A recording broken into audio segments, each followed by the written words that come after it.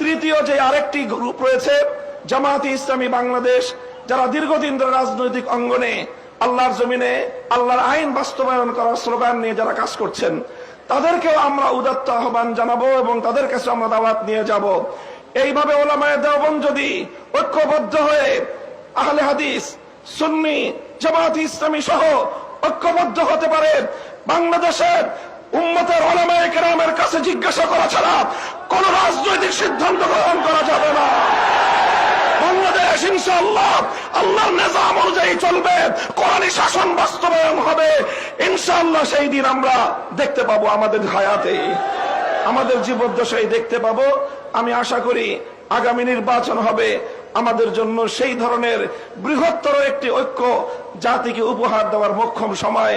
আমি আপনাদের সকলের কাছে দোয়া চাই যে এভাবে যেন আমরা আমাদের ভূমিকাগুলো পালন করে যেতে পারি।